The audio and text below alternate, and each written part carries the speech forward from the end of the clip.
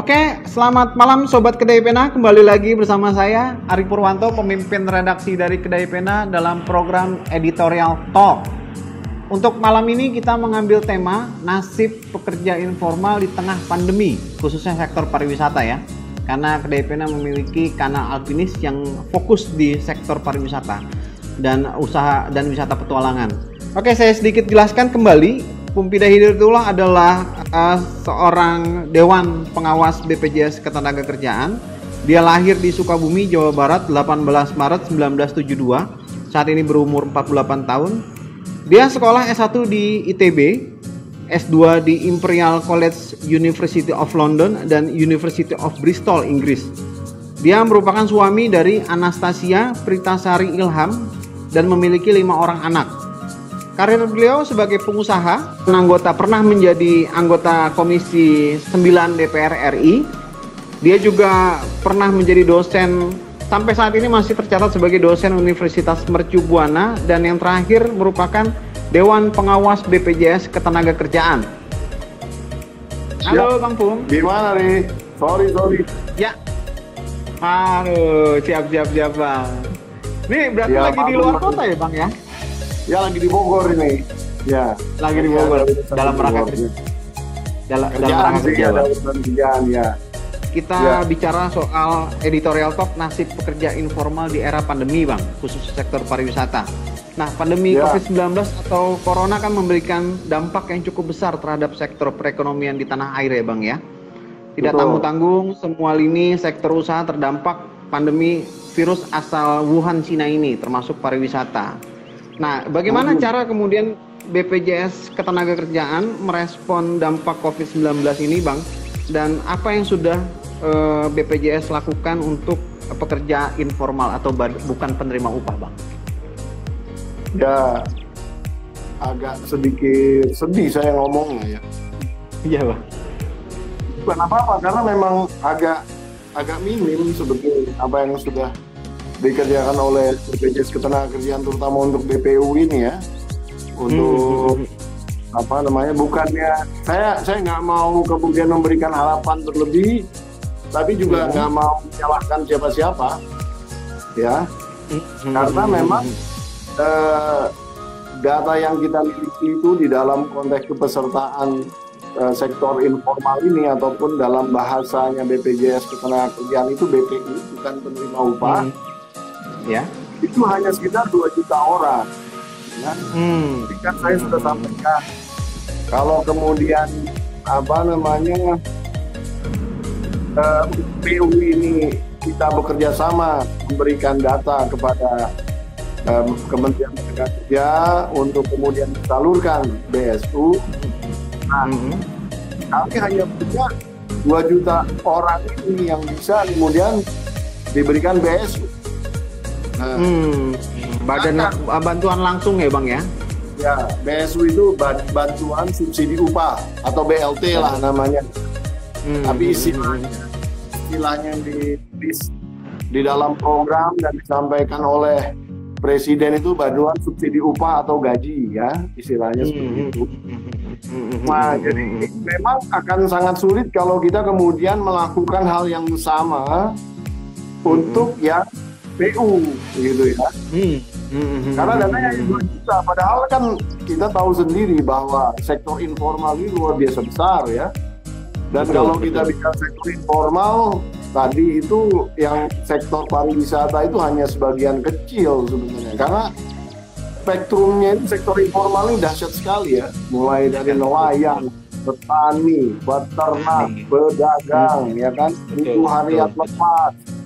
Dan tentu salah satunya adalah pegawai pekerja di sektor pariwisata ya, dan macam lagi. Jadi itu kalau kita kategorikan lebih banyak sebenarnya daripada sektor PU sebetulnya, karena dari misalnya petani pun ya beda-beda juga. Ada petani yang katakanlah untuk sawah, dengan petani yang di ladang beda juga kan karakteristiknya. Beda juga. Karakteristiknya beda-beda. Nelayan ya, juga begitu sama. Nelayan juga ada yang nelayan kemudian nangkap cumi-cumi dengan nelayan ikan apa itu juga beda juga kan. Bang, ini kalau kita bicara sektor pariwisata kan Presiden Jokowi kan di periode pertama dia bilang menargetkan 20 juta wisatawan luar negeri Bang ya datang ke sini. Harusnya kan sektor informal apalagi pariwisata kan banyak banget sektor informal ya Bang diperhatikan Bang. Kenapa itu tidak menjadi fokus utama pembenahan di periode sebelumnya Bang? Ya itu harus nanya ke Pak Jokowi, jangan nanya sama saya. Nanti agak bias kalau saya menjawab. Saya hanya bisa beropini ya kan. Sebaiknya saya termasuk BPJS. Iya, termasuk BPJS Bang. Karena kan kalau misalkan Presiden sudah mengeluarkan statement seperti itu, harusnya kan BPJS kemudian serius menggarap bukan penerima upah sebagai kepesertaan minimal BPJS punya data. Nah sekarang kan nggak ada sama sekali Bang. Nah itu dia, kan saya udah bilang bahwa gerakan kita di dalam konteks mendata atau mengakuisisi namanya ya, mengakuisisi peserta informal ini ya memang sangat minim, karena kan kita terlalu asik dengan perusahaan-perusahaan yang sekali mendaftar bisa mungkin ada 1.000 pekerja, ada 100 pekerja, tapi langsung banyak. Jadi senang menjaringnya pakai jaring pro gitu, pukat harimau. Tapi nggak mau mancing satu-satu, nggak mau. Bukan nggak mau lah, males-malesan mungkin ya, agak sedikit kurang giat gitu kan. Nah sehingga BPU ini sangat ketinggalan jauh. BPU ini ataupun sektor informal ini sangat ketinggalan jauh. Nah, saya sebenarnya dari 2016 mempunyai program yang udah saya sampaikan berbagai macam hal, bahkan sampai di RDP dengan DPR pun dan disambut baik pada saat itu oleh DPR.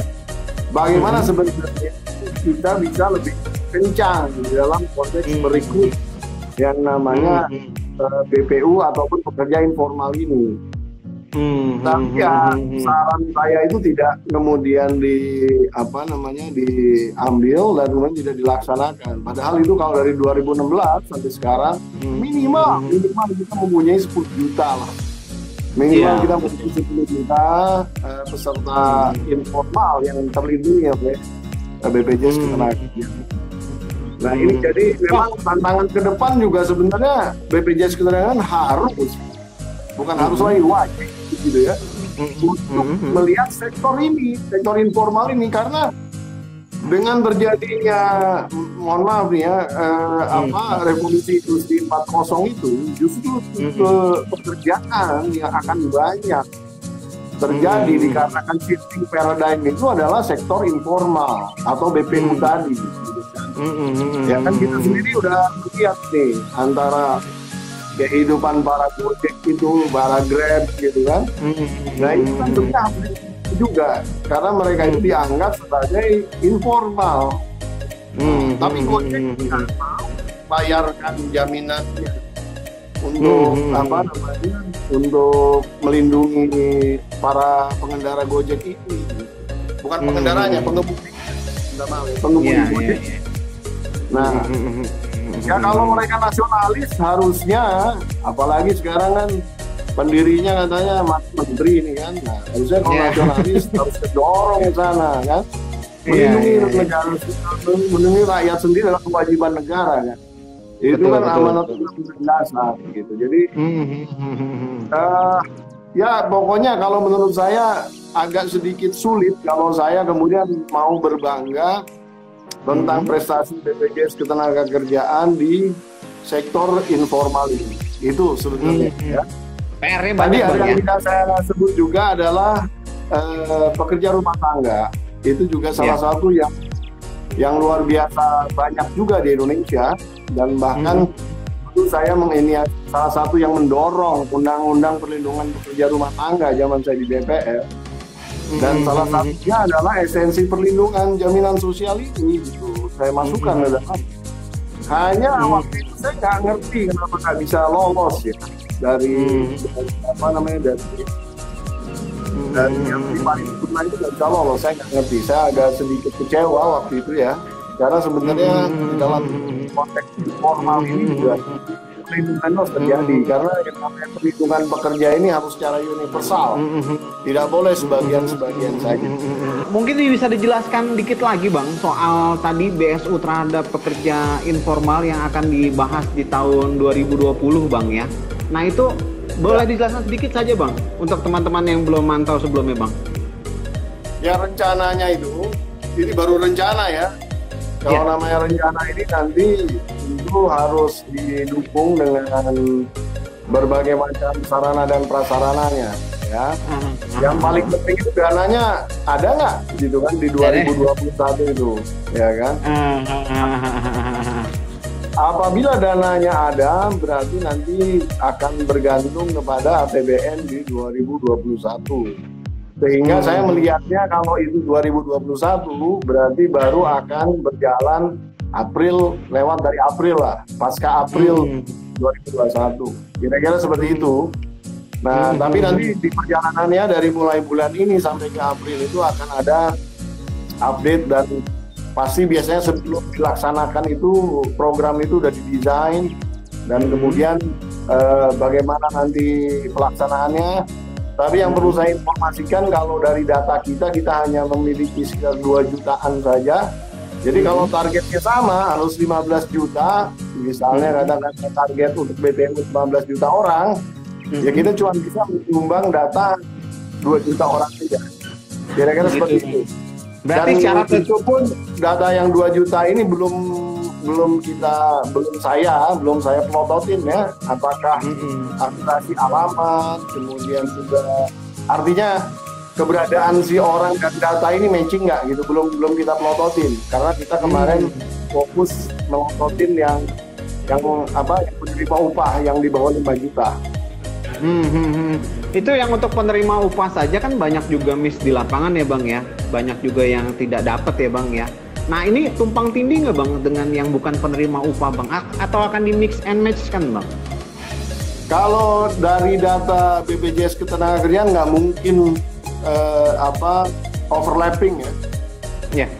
Karena itu jelas sekali yang namanya peserta informal dengan yang penerima upah ini datanya berbeda.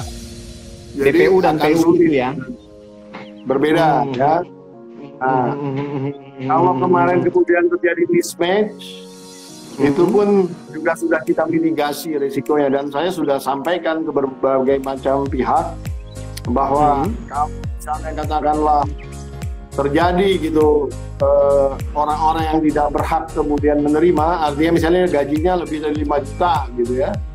Dan kemudian dia ternyata menerima dana yang 400.000 itu, ya kan? Nah, itu memang pasti kejadian, saya udah bilang, karena kita tidak bisa memastikan data upah yang dicantumkan oleh perusahaan, ya kan? Karena banyak juga perusahaan itu melakukan namanya istilah kita tuh PDS, perusahaan daftar sebagian. Perusahaan daftar sebagian. Perusahaan daftar sebagian. Nah, jadi misalnya harusnya upahnya 10 juta didaftarkan, dia mendaftarkannya mungkin cuma 4 juta. Padahal dia terimanya setiap bulannya 10 juta sebetulnya. Kenapa? Karena kan prosentasenya dari upah kalau BPJS itu. Sehingga kalau dipilih upah yang dicantumkan, yang bayar BPJS Ketenagakerjaannya itu lebih sedikit kan gitu. Nah, tapi sebetulnya dalam konteks ini yang dirugikan adalah pesertanya. Karena harusnya dia terlindungi, dia mempunyai tabungan yang lebih dalam bentuk JHT itu. Tapi karena prosentasenya bukan dikecilkan, prosentasenya tetap sama, tapi karena jumlahnya dikecilkan, jadi diiurkannya lebih kecil kan. Nah ini yang menurut saya harus ditertibkan ya. Harus ada satu mindset baru, harus ada satu cara baru, tatanan baru di dalam konteks kemudian mendata. Kalau kita lihat data penerima upah itu hampir seluruhnya itu didata melalui input daripada perusahaan atau pemberi kerja, istilah kita ya. Jadi pemberi kerja menginput itu semua. Jadi memang salah satu mitigasi resiko kita itu ada pernyataan dari pemberi kerja bahwa data-data yang mereka masukkan itu adalah data yang benar dan sebenar-benarnya, sehingga BPJS Ketenagakerjaan juga tidak bisa kemudian melakukan verifikasi berlebih karena kita udah memegang pernyataan itu. Nah ini persoalan ini udah dari tahun ke tahun sama terus. Nah saya udah punya sebenarnya solusinya untuk mengatasi masalah ini. Tapi nanti itu pembahasan yang lain. Dan ini akan menjadi salah satu resep lah ya. Nah, depan lah. Tapi jangan dulu ceritain karena kalau diceritain nanti banyak pro dan kontra, malah jadi nggak jadi, malah jadi ragu-ragu, malah udahlah. Sekarang saya fokus itu aja ngebenahin yang bisa saya benahin terlebih dahulu itu datanya. Bang, saya mau lanjut ke pertanyaan selanjutnya, Bang. Ada banyak teman-teman pelaku usaha wisata dan pekerja informal sektor pariwisata cerita ke saya. Kenapa kemudian bukan penerima upah itu tidak mendapatkan tercover oleh BPJS? Padahal mereka sudah berserikat, gitu loh. Kalau alasannya tadi mereka malas canvassing, dengan cara mereka berserikat kerjasama dengan asosiasi, mungkin satu Indonesia bisa tercover, Bang. Nah, kenapa itu terjadi dan kenapa sampai saat ini jarang kemudian bekerja sama dengan asosiasi-asosiasi pelaku usaha pariwisata di Indonesia, Bang? Ya, itu dia yang saya juga suka bingung gitu. Karena saya suka misalnya memperkenalkan seperti Ikatan Buruh Indonesia, guru-guru honorer itu kan ada di situ. Saya juga suka memperkenalkan yang namanya Persaudaraan Dosen Republik Indonesia. Nah itu kan ada asosiasinya yang mereka mempunyai data-data honorer ya. Kalau mereka ini pekerja honorer dianggap sebagai pekerja bukan penerima upah sebenarnya. Tapi itu pada nggak jalan semua. Saya juga nggak ngerti kenapa gitu ya. Padahal mereka juga mau bayar dan mau terlibat. Nah, jadi memang untuk menangani yang masalah sektor informal ini, tadi yang saya bilang harus ada mindset baru, ya. Harus ada mindset baru, harus ada cara baru, ya. Kita udah melakukan berbagai macam program yang untuk mendorong itu. Salah satunya adalah misalnya GN Lingkaran, ya, dengan menggunakan dana-dana CSR yang kemudian bisa melindungi, dipakai dananya untuk melindungi, menjamin para pekerja rentan istilahnya ya, pekerja rentan atau pekerja miskin disebutnya, karena istilah pekerja rentan itu tidak ada di nomenklatur perundang-undangan, adanya pekerja miskin atau orang miskin. Cuma juga kita sudah membangun yang namanya jaringan perisai ya. Perisai ini adalah basis jaringan keagenan di mana para agen-agen perisai ini akan kemudian berusaha merekrut dan menjadi kepanjangan tangan daripada BPJS Ketenagakerjaan di dalam konteks bukan penerima upah tadi, namun juga tidak maksimal juga. Gitu. Jadi ada suatu hal yang salah, ya, ada sesuatu hal yang salah. Gitu. Jadi memang harus ada satu mindset baru kalau menurut saya. Tapi ini akan sangat panjang dan akan sangat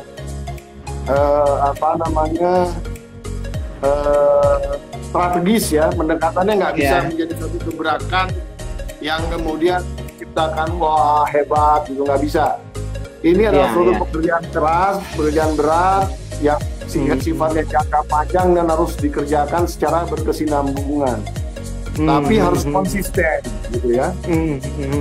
Sebetulnya salah satu yang paling penting itu adalah bagi BPU itu ataupun bukan penerima upah ataupun sektor informal ini adalah menerima manfaatnya ya.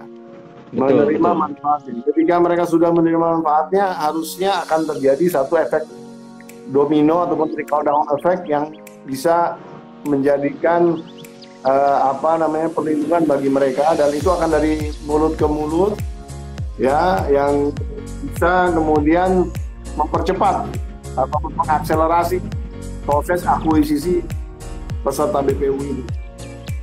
Bang, kalau ngomongin manfaat, Bang. Ya, kalau ngomongin manfaat, Bang, apa saja sih program yang ada di BPJS Ketenagakerjaan dan apa yang si peserta itu mendapatkan manfaat apa dari program-program itu, Bang? Ya, kalau untuk pekerja informal itu ada 3, ya. Ya. Manfaat yaitu jaminan hari tua, ya, jadi mereka bisa menabung di kemudian hari ketika mereka sudah tua, ya, seyogianya itu punya tabungan lah. Nah, kemudian yang kedua jaminan kecelakaan kerja, ya, jaminan kematian, ya. Jaminan kematian, meninggal secara natural mendapatkan santunan 42 juta, ya. Dan ahli warisnya akan mendapatkan, 2 ahli waris akan mendapatkan beasiswa sampai kuliah. Ya. Bagus kan? Iya, betul. Padahal mereka iurannya per bulan mungkin hanya membayar 16.800, ya kan? 16.800, Bang, ya. Ya. Sedangkan apabila kecelakaan kerja dan meninggal akan mendapatkan hak yang sama, tapi santunannya adalah 48 kali gaji. 48 kali gaji, Bang. Income yang dilaporkan. Kalau 16.800 itu asumsinya income-nya hanya 1 juta. Kan BPU ada yang lebih dari 1 juta mungkin, ya. Jadi bisa iuran sehingga nanti benefit ataupun jaminannya akan lebih juga. Jadi 3 produk yang menurut saya juga bisa dinikmati dan bisa, ya kan sebenarnya begini, jaminan kecelakaan kerja pun tidak perlu menunggu orang itu meninggal, ya. Ya. Jaminan kecelakaan kerja itu bisa dimanfaatkan terkala si pekerja itu katakanlah sedang dalam perjalanan, ya kan, kemudian terjadi kecelakaan. Nah, walaupun tidak meninggal, dia akan di cover seluruh biayanya dan akan mendapatkan santunan sampai 6 bulan kalau kemudian yang bersangkutan tidak mendapatkan income, gitu loh. Jadi perlindungannya luar biasa sebenarnya, ya. Nah, ini atau seperti misalnya pedagang, ya, pedagang itu kan kalau yang pedagang di pasar itu ngangkut barang tiba-tiba keseleo gitu kan, sehingga dia tidak bisa berdagang lagi. Nah, itu pengobatan keseleonya itu juga bisa di-cover oleh BPJS Ketenagakerjaan. Ya, ini banyak banget nih, Bang, dari kolom komentar sudah banyak sekali nih yang bertanya nih, Bang, nih. Ada juga dari Ria_answer. Bang, apakah BLT menjadi solusi untuk pekerja informal atau ada cara dan solusi lain? Ini menarik nih, Bang, nih. Ini solusi apa enggak? Karena kan dianggapnya BLT ini lumpen, Bang. Ya kan, mereka kita kasih makanan, bukan kita kasih pancing. Gimana menurut Bang Pum? Ya. Jadi ini bukannya setuju atau tidak setuju, ya. Karena pada dasarnya bantuan ataupun segala perhatian pemerintah terhadap para pekerja, saya mengapresiasinya dan kemudian saya dukung, ya, karena manfaatnya ada dampak atau tidak ada dampak akan membantu pekerja. Jadi saya ini kepentingan pekerja akan saya utamakan gitu. Jadi kalau saya jawab kemudian tidak ada manfaatnya, ya enggak juga. Bagi pekerja itu juga akan membantu sekali, ya. Kebetulan kemarin ketika kita membagikan, maksudnya ketika pembagian BSI itu dilaksanakan, nah saya terlibat di Sukabumi, menyaksikan sendiri. Ada 3 orang. Di Celetu ya, Bang? Kalau nggak salah, Bang, ya? Di Celetu kalau nggak salah, ya? Di Celetu bukan, Bang? Bukan, di Sukabumi, kota Sukabuminya. Oh, di Sukabumi, ya, siap. Dan mereka menganggap ya ini suatu bantuan yang cukup membantu mereka, ya, di tengah kesulitan. Jadi memang tergantung daripada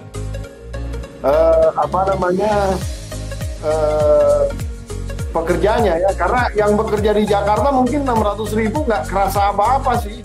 Iya, Tapi betul Bang. di daerah-daerah 600.000 itu banyak loh, jangan salah. Jadi ya itu saya juga nggak ngerti gitu ya, bagaimana perhitungan 600.000, tapi intinya itu ada dan kita harus dukung karena saudara-saudara kita yang bekerja ini akan terbantu. Itu satu ya. Yang kedua, kalau ditanya ada program yang lebih baik, seyogianya masih ada. Masih ada ya Bang ya. Salah satu yang saya selalu dukung dan saya suarakan ini adalah program vokasi sebenarnya. Namun saya dengar kemarin dari laporan direksi ya, bahwa Kementerian Keuangan nampaknya tidak akan melanjutkan lagi program ini. Dalam channel ini. Kenapa Bang nggak dilanjutkan Bang?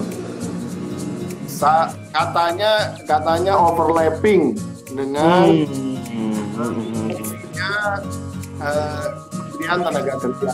Informasi dan Kementerian Tenaga Kerja akan kemudian melaksanakan kartu prakerja.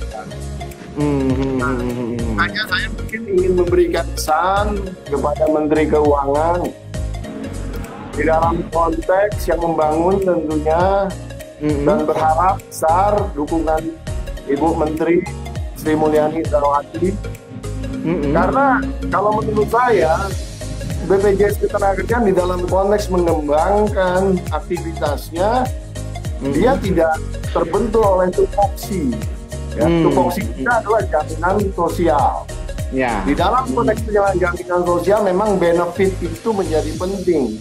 Benefit itu dalam bentuk benefit yang dirasakan oleh peserta itu, tapi juga bisa dalam bentuk manfaat layanan tambahan, ya. Manfaat tambahan sudah kita kerjakan dalam bentuk yang macam-macam. Ada namanya food benefit, ada yang kemudian manfaat layanan tambahan berupa perumahan, ya, cicilan perumahan yang terjangkau dan lain-lain. Itu ada programnya. Nah, saran saya di dalam konteks vokasi ini pun sebetulnya BPJS Ketenagakerjaan masih bisa menyelenggarakan itu dan masih memerlukan program tersebut agar peserta kita ini semakin lama semakin merasakan keberadaan daripada jaminan sosial ini. Kenapa masih dibutuhkan? Kita nggak perlu overlapping dengan kegiatannya prakerja, ya. Mungkin prakerja nanti menyotot ataupun fokus pada berbagai macam sektor pelatihan yang mungkin sudah dipikirkan sesuai dengan standar-standar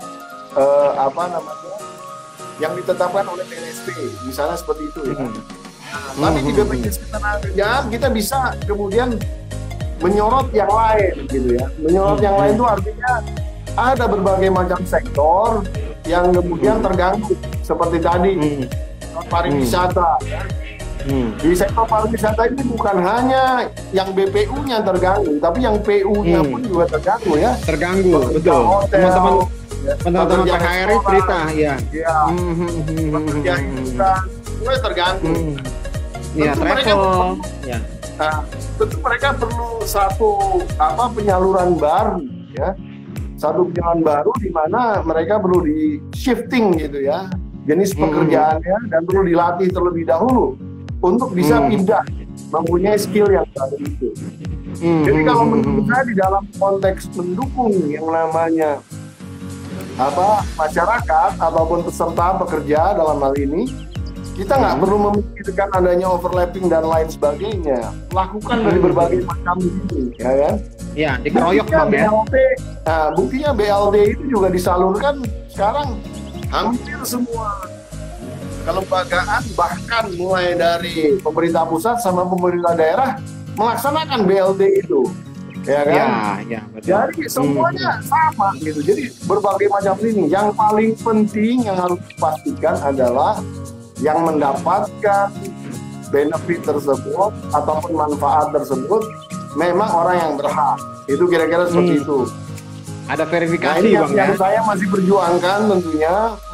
Dan ya kita berharap ya Ibu Menteri mempunyai kebijakan tetap mendorong program vokasi ini, karena menurut saya program vokasi ini juga adalah dua sebenarnya outputnya. Yang pertama adalah tadi manfaat untuk peserta BPJS Ketenagakerjaan yang ter-PHK ataupun yang dirumahkan, atau mungkin tadi yang BPU yang terdampak oleh masalah ekonomi ini, sehingga mereka bisa mencari skill baru dan bisa mencari dan kita salurkan untuk mencari pekerjaan baru ya. Yang kedua, ini adalah basis sosialisasi BPJS Ketenagakerjaan yang masih ketinggalan di dalam konteks yang namanya BPU tadi. Data kita hanya 2 juta, masih jauh sekali. Ya 2 juta dibanding rakyat Indonesia 270 juta kan jauh banget. Betul kan? 0,sekian persen gitu kan. Di bawah 1% itu. Ya kan? Nah, jadi harus digenjot lagi. Nah, salah satu yang akan menjadi daya tarik itu kalau ada program-program seperti ini. Kira-kira seperti itu sih maksudnya.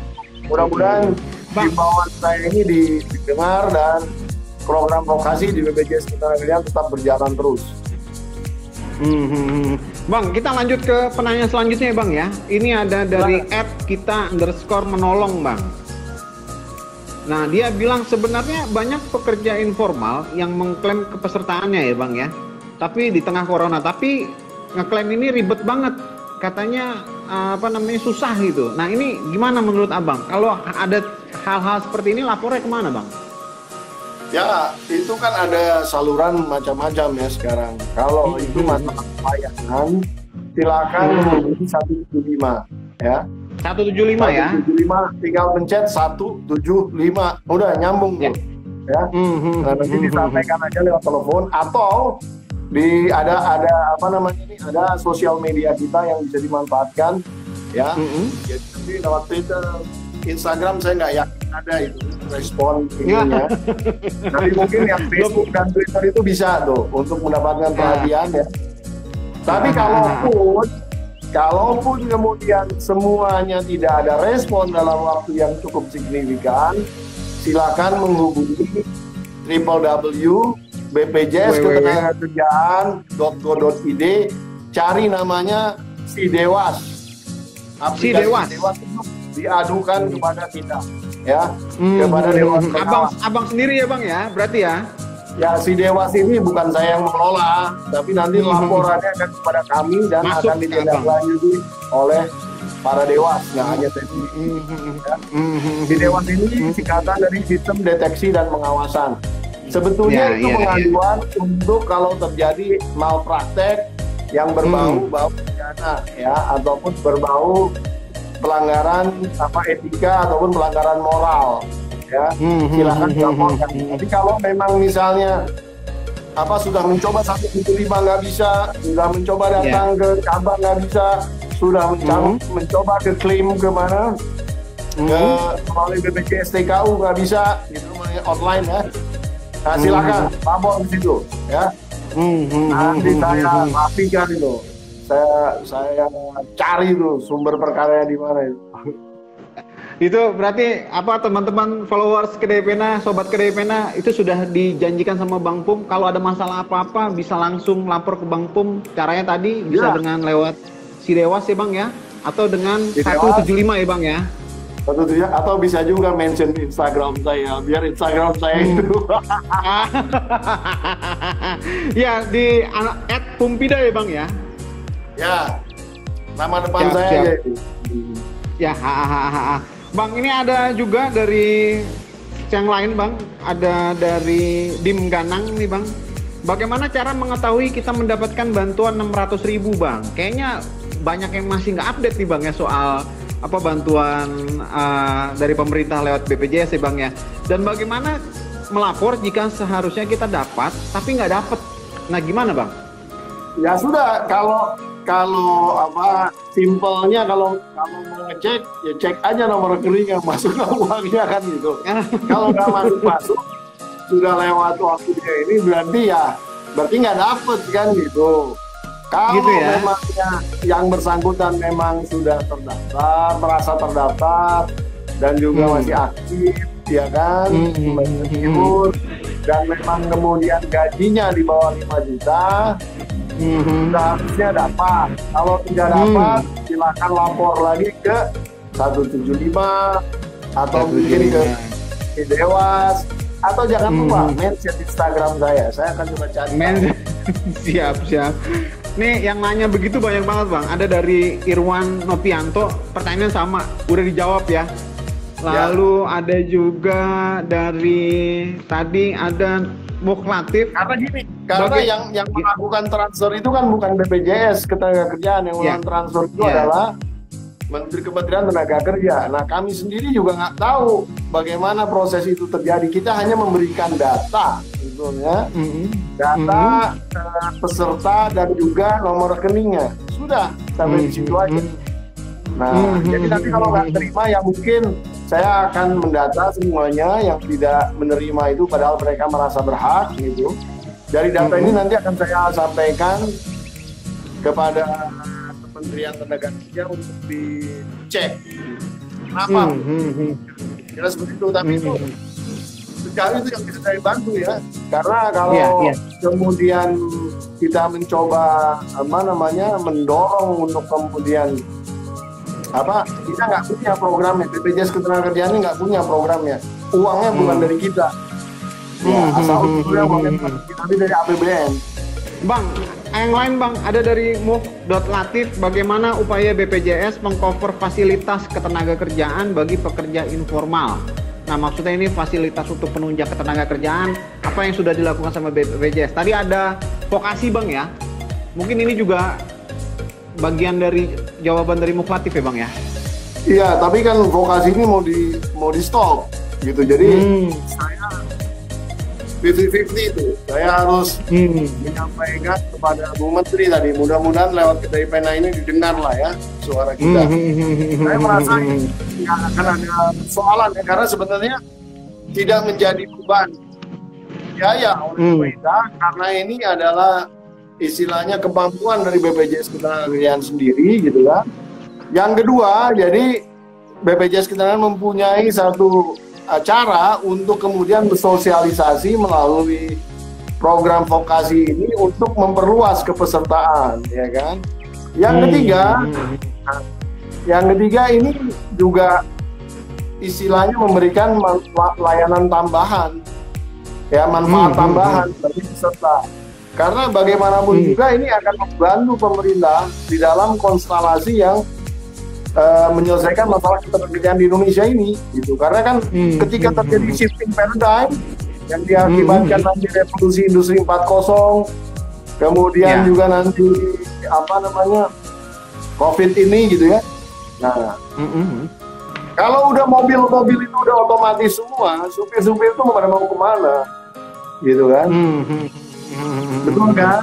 Kan harus dilatih lagi, dididik lagi. Jadi channeling di dalam konteks pendidik masyarakat ini harus dari berbagai macam lini, dan beri kesempatan BPJS Ketenagakerjaan untuk bisa juga aktif di dalam konteks menciptakan pekerja Indonesia yang handal, yang mempunyai skill. Bang, ini selanjutnya ada dari Jafara_wedding. Bang, kalau pekerja informal mau daftar BPJS Ketenagakerjaan, caranya gimana Bang?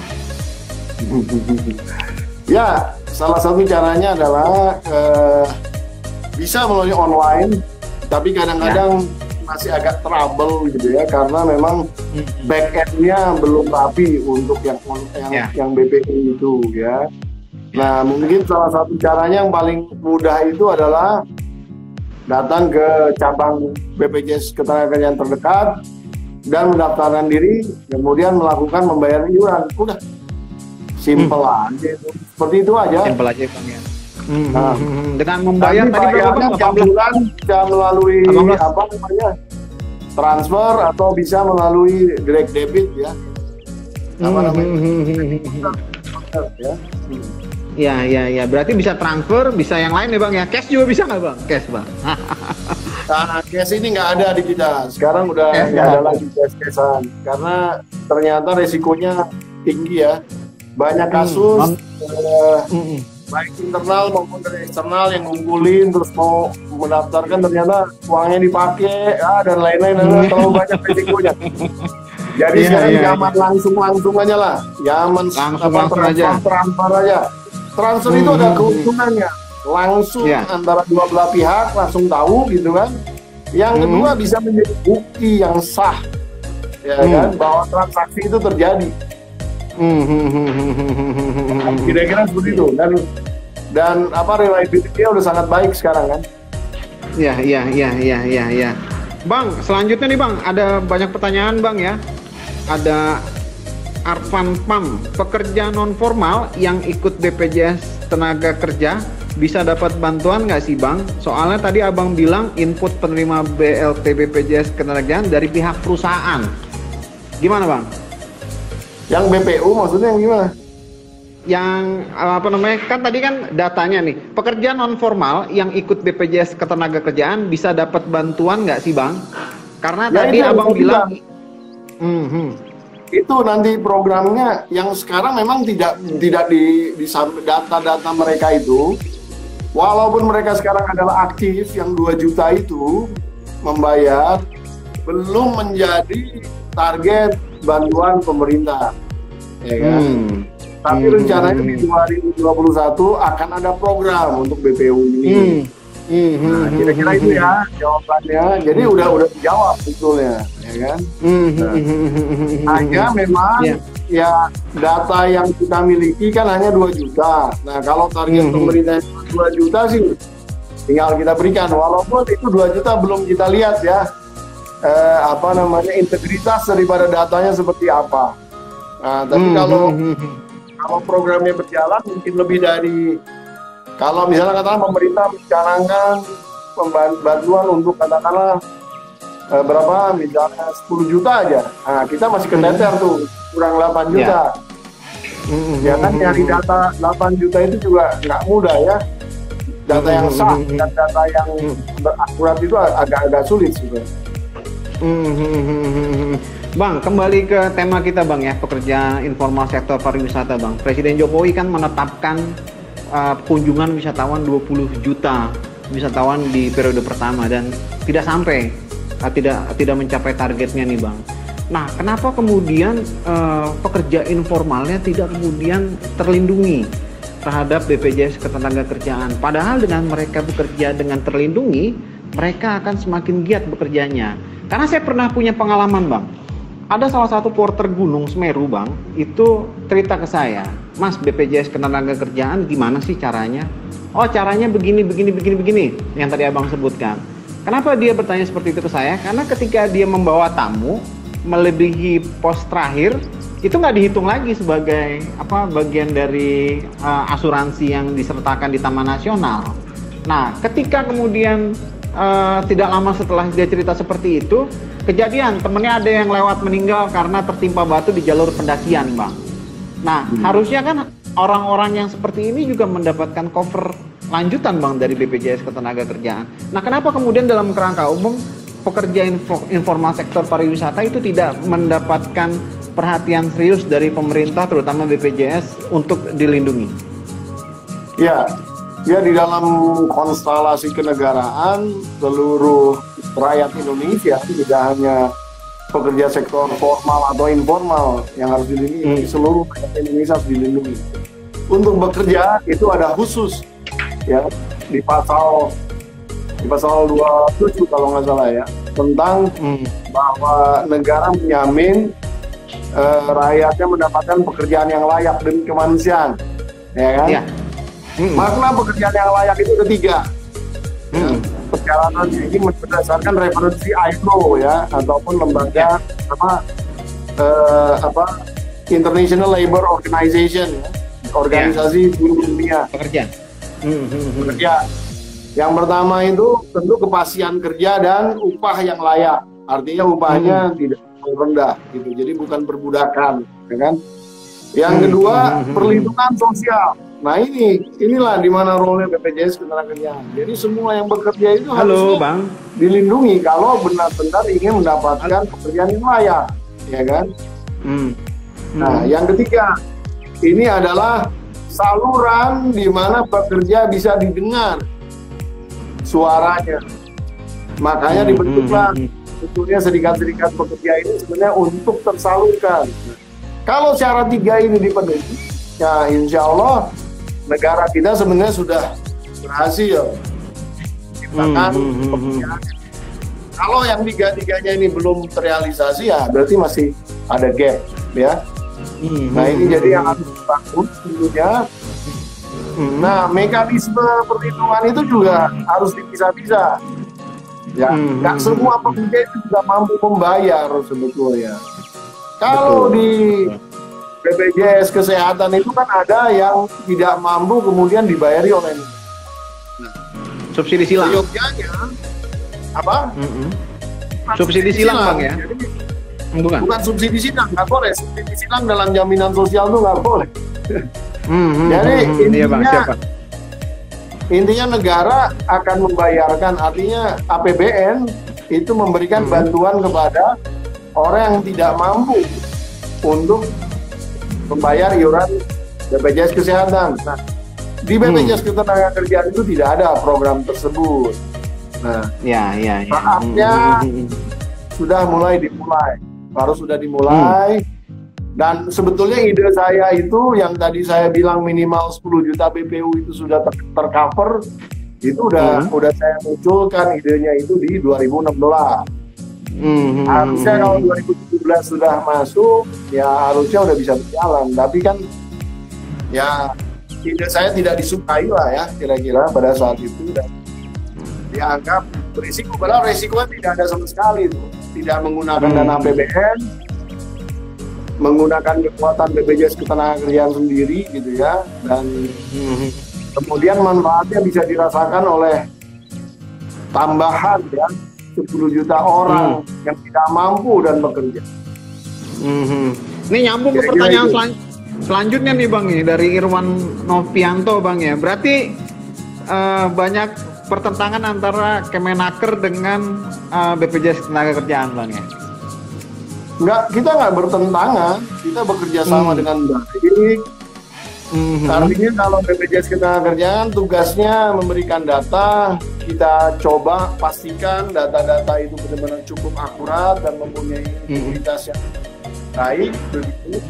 Ketika sudah dipastikan itu, baru kemudian dikirimkan ke Kementerian Tenaga Kerja. Kita nggak ada benturan. Kementerian Tenaga Kerja yang mempunyai basis kebijakan, ya. Kami yang melaksanakan dalam konteks jaminan sosialnya. Jadi nggak ada perbedaan. Ya, Bang, ini saya sedikit potong dulu Bang. Nih kita ada giveaway Bang, dan ini hadiahnya nih Bang nih, giveaway. Nanti dari pertanyaan-pertanyaan yang tadi itu Bang, yang obrolan kita tadi itu, nanti Abang berikan pertanyaan kepada netizen, pada Sobat Kedai Pena. Nah nanti dijawab di Instastory dengan mention Bang Pum dan Kedai Pena. Waduh, gitu. Berat. Pertanyaannya nanti aja Bang, kita lanjut lagi nih Bang. Masih ada berapa menit teman-teman? Masih ada 5 menit nih Bang nih. Ini terakhir, pertanyaan terakhir nih Bang ya. Dari @Dwi Fajar. Pertanyaannya berat banget ini dikasih.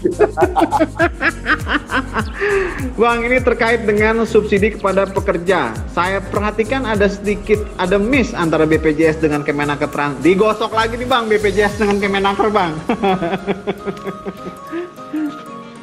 Apa yang miss ya? Saya juga nggak tahu. Coba dipertajam dulu, gitu. Baru nanti saya jawab. Kalau nggak bisa menunjukkan secara real, berarti nggak ada itu. Sebenarnya nggak ada yang miss. Nggak ada yang miss. Nggak ada itu hanya tukar menukar data aja. Tapi yang melaksanakan itu semua Kemenaker ya. Kemenaker semua ya Bang ya. Ya. Karena itu dananya dana APBN kan. BPJS Ketenagakerjaan tidak terima dana APBN soal. Bang, ini lanjut yang tadi soal giveaway Bang. Abang mau kasih pertanyaan apa kepada Sobat Kedai Pena Bang? Ya, jadi saya ingin menyampaikan kepada teman-teman ini. Nah, kalau JKK itu, jaminan kecelakaan kerja itu kalau terjadi kecelakaan itu akan disantuni, ya. Tapi juga ada yang disebut PAK. Ya. Jadi kalau dia mengalami sakit karena PAK, nah, dia akan dapat santunan juga. PAK. PAK. Ya. Pertanyaannya, singkatan dari apa? PAK ini. Bukan Pak ya, tapi PAK. Nah, singkatan dari apa PAK tersebut? Dari tadi kan ada jaminan. Kita mempunyai produk Femina namanya jaminan kecelakaan kerja. Nah, jaminan kecelakaan bisa diklaim kerja. Kalau dia kecelakaan, ya kan? Kalau kecelakaan dia bisa diklaim, tapi dia juga bisa diklaim kalau dapat terjadi PAK, ya. Bukan PHK ya, PA, ya, apa? PAK. Nah, singkatan apakah PAK itu? Kepanjangan kali Bang, panjangan apa PAK itu? Oh iya, sudah, ya, ya, jadi PAK itu singkatan dari apa? Gitu baru benar. Ya, Bang, ini kita udah di buru-buru nih sama tim di belakang nih Bang nih. Closing statement Bang, 3 menit Bang dari sekarang Bang. Ya, baik. Pertama-tama saya ucapkan terima kasih banyak kepada Kedai Pena yang sudah mengundang saya, dan jangan bosan-bosan. Tidak usah bicara masalah ketenaga kerja, saya akan selalu siap, ya kan? Dan nanti kita ngomong soal Ferrari kali Bang sama Abang ya. Nah, kita ngomong F1 lah, F1 ya. Ya Bang, lanjut Bang. Habis Mercedes menang dulu nih, bosan juga ini. Masa Ferrari ketinggalan ya. Iya. Ya Bang, lanjut yang Bang. kemudian juga saya apresiasi juga perhatian Pena kepada para pekerja informal ini, terutama di sektor pariwisata, dan mudah-mudahan apa yang kita bahas ini bisa bermanfaat tentunya bagi dunia pekerja, bagi dunia sektor pekerja informal, dan juga bagi masyarakat Indonesia secara umum. Akhirul kalam saya ucapkan wabillahi taufiq wal hidayah. Wassalamualaikum warahmatullahi wabarakatuh.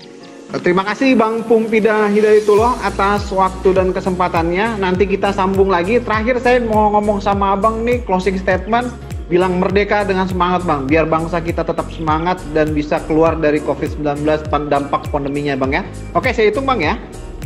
Kita sama-sama ngomong teriak merdeka ya Bang ya. Iya, boleh. Siap Bang, saya hitung Bang. 3, 2, 1. Merdeka! Merdeka! Merdeka! Merdeka! Terima kasih Bang Pum. Salamnya! Terima kasih Merdeka! Bang Pum. Merdeka! Merdeka! Terima kasih Bang Pum. Waktunya Bang Pum. Sehat ya. Terima kasih banyak. Iya Bang. Siap Bang. Terima kasih atas waktunya Bang. Oke Sobat Kedai Pena, demikianlah perbincangan kita dengan Pumpida Hidayatullah, Dewan Pengawas BPJS Ketenagakerjaan. Ada banyak hal yang bisa kemudian kita kaji, termasuk dalam perlindungan tenaga kerja informal yang masih kurang mendapatkan perhatian dari pemerintah, kurang mendapatkan covering dari BPJS Ketenagakerjaan, dan itu menjadi PR kita bersama agar kemudian pelaku usaha sektor informal ini bisa kemudian mendapatkan manfaat yang sama dengan pekerja yang normal, pekerja upah, penerima upah. Nah, sekian editorial talk kita kali ini atau Alpinis Talk kita kali ini. Sampai jumpa di minggu depan di waktu jam yang sama di hari Rabu, setiap Rabu jam 7 malam.